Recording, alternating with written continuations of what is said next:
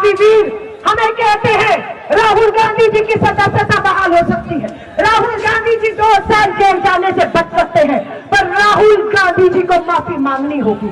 राहुल गांधी जी सावरकर की तरह माफी नहीं मांगेंगे, वो भगत सिंह की तरह फांसी के तख्ते को चूम जाने के लिए तैयार है। वो शहीद राजीव गांधी जी ने देश के प्रधानमंत्री हुआ रहे और इस देश के लिए कुर्बानी की, जिसका अपमान ये संघी गद्दार अंग्रेजों के गुलाम थे उस समय वो करते रहते।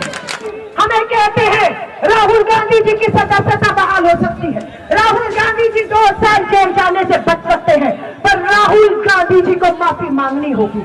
राहुल गांधी जी सावरकर की तरह माफी नहीं मांगेंगे, वो भगत सिंह की तरह फांसी के तख्ते को चूम जाने के लिए तैयार है। लेकिन हमारी पार्टी गांधीवादी पार्टी है, माफ करना जानती है, माफ करती रही, लेकिन अब माफ करने का समय नहीं है।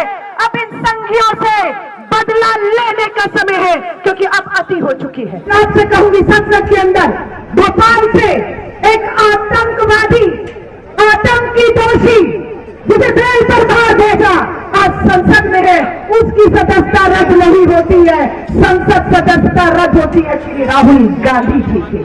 हिमाचल, राजस्थान, छत्तीसगढ़ में हमारी सरकारें हैं। मैं कहती हूँ एक इशारा करिए, इनकी नींव हम वहीं से उखाड़ना शुरू कर देंगे। एक एक नेता जेल जाना शुरू होगा अपनी कथनी के ऊपर। हर लाती और नारा देती है बेटी बचाओ का। ये ऐसी लानती भाजपा सरकार के खिलाफ आपको एकजुट होना पड़ेगा। अगर आप यहाँ पर आ जाए हैं तो एक मकसद से आए हैं। ये एक युवा कांग्रेस का होने वाले कार्यक्रमों में से एक कार्यक्रम नहीं बनना चाहिए। युवा कांग्रेस लगातार मैं देख रही है, कांग्रेस की जड़ों को मजबूत करने का काम कर रही है, संघर्ष कर रही है। युवा कांग्रेस लाठियां खा रही है। आज भी हमारे युवा कांग्रेस के अध्यक्षों पर न जाने कितने आपराधिक मामले दर्ज करके उन्हें जेल में भेजने की कोशिश की जा रही है। मैं जानती हूँ आप सब लोगों के ऊपर तलवारें लटकी हुई। आपके माँ बाप जब आपको युवा कांग्रेस के धरने, प्रदर्शन और इस तरह के कार्यक्रमों में भेजते हैं, तो आपका किसी का पिता किसान है, किसी का बेटा सरहद पर है, किसी की माँ खेतों में काम कर रही है, मजदूरी कर रही है, सीना धड़कता है कि बेटा लोकतंत्र की आवाज को जिंदा रखने के लिए दिल्ली की दहलीज पर पहुंचा है, उस पर मामले दर्ज, उसका भविष्य बर्बाद कर दिया जाएगा। मैं आपको कहूंगी, कफन बांध कर निकले हैं तो सारी चिंता को छोड़ दीजिए। ये कफन भगत सिंह ने अपने सीने, अपने माथे पर बांधा था। आज ये माफी वीर हमें कहते हैं राहुल गांधी जी की सदस्यता बहाल हो सकती है, राहुल गांधी जी 2 साल जेल जाने से बच सकते हैं, पर राहुल गांधी जी को माफी मांगनी होगी। राहुल गांधी जी सावरकर की तरह माफी नहीं मांगेंगे, वो भगत सिंह की तरह फांसी के तख्ते को चूम जाने के लिए तैयार है। कल आपने हमारी नेता प्रियंका गांधी जी को भी सुना होगा, बार बार अपमान किया जाता है। श्री राहुल गांधी जी प्रियंका गांधी जी के पिता था, वो मात्र उनके पिता नहीं थे, वो शहीद राजीव गांधी जी ने देश के प्रधानमंत्री हुआ रहे और इस देश के लिए कुर्बानी की, जिसका अपमान ये संघी गद्दार अंग्रेजों के गुलाम थे उस समय वो करते रहते। भारतीय राष्ट्रीय युवा कांग्रेस को कहूंगी, कल हमने आंसू देखे प्रियंका गांधी जी की आंखों में कि किस तरीके से उनके भाई का बार बार नाम लेकर उनकी शहादतों को अपमानित किया जाता। मैं आपको कहूंगी, अब भी जिसका खून ना खोले वो खून नहीं, वो खून नहीं, कुर्बानियां दी है। आज ये देश कांग्रेस से एक बार फिर से कुर्बानी मांग रहा है, और वो कुर्बानी कोई और नहीं, भारतीय राष्ट्रीय युवा कांग्रेस का एक एक कार्यकर्ता जब देने को तैयार हो जाएगा।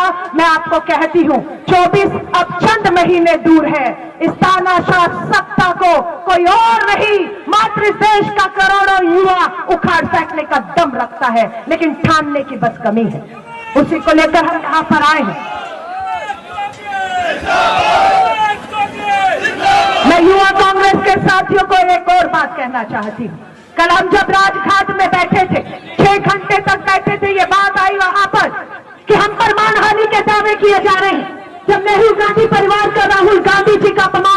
सोनिया गांधी जी का अपमान किया, तब हम चुप रहे क्यों रहे?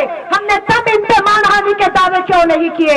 मैं यही कहूंगी, देर नहीं हुई, अभी भी हिमाचल, राजस्थान, छत्तीसगढ़ में हमारी सरकारें हैं। मैं कहती हूँ एक इशारा करिए, इनकी नींव हम वहीं से उखाड़ना शुरू कर देंगे। एक एक नेता जेल जाना शुरू होगा अपनी कथनी के ऊपर। लेकिन हमारी पार्टी गांधीवादी पार्टी है, माफ करना जानती है, माफ करती रही, लेकिन अब माफ करने का समय नहीं है। अब इन संघियों से बदला लेने का समय है, क्योंकि अब अति हो चुकी है, अब पानी सर के ऊपर से गुजर चुका है। अब हमला सीधा हमारे नेता श्री राहुल गांधी जी पे किया गया है। मैं ज्यादा नहीं कहूंगी, युवा कांग्रेस के हमारे साथी, हमारे भाई श्री निवासन जी कर्नाटका जिस राज्य से आते हैं, मैं उन्हें कहना चाहूंगी, श्री निवासन भाई, प्रभारी कृष्णारावलू जी, मैं आप सभी से कहूंगी, एक एक युवा जो आज जंतर मंतर पर आया हुआ है, सबको यहां से कर्नाटका रवाना कर दीजिएगा। इनकी नींव उखाड़ कर हम दिखाएंगे, इनकी उल्टी गिनती दक्षिण भारत के सबसे बड़े राज्य कर्नाटका से होगी, ये मैं लिख कर दे रही हूं। उखाड़ेंगे इन्हें हम, बिना डरे उखाड़ेंगे।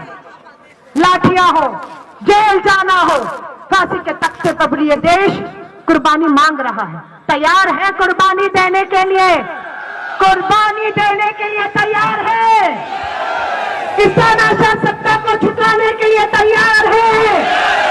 डरेंगे तो नहीं, पीछे हटेंगे तो नहीं, किसानाशाह सत्ता को सबक सिखा कर रहेंगे, इनका अहंकार तोड़ कर रहेंगे। फिर कहूंगी, कितने बाजू कितने सर, उठाइए अपने दोनों बाजू, उठाइए दोनों बाजू, उठाइए दोनों बाजू, और लास्ट में कहूंगी, कितने बाजू कितने सर। मेरे पीछे बोलिए, दोनों हाथ ऊपर उठा के तानाशाह सबको, कितने बाजू कितने सर, कितने दुश्मन जान गए, हारेगा वो हर बाजी जब खेलेंगे हम जी जान से। गूंज उठी की इस तानाशाह सरकार के खिलाफ जो यहाँ पर हम देख भी रहे हैं। मैं आप सभी को कहूँ, ये जंग 2024 तक की रही है, ये जंग इस देश की संवैधानिक सत्ताओं को जिंदा रखने की है, ये लड़ाई इस देश के संविधान को जिंदा रखने की है, लोकतंत्र को जिंदा रखने की है।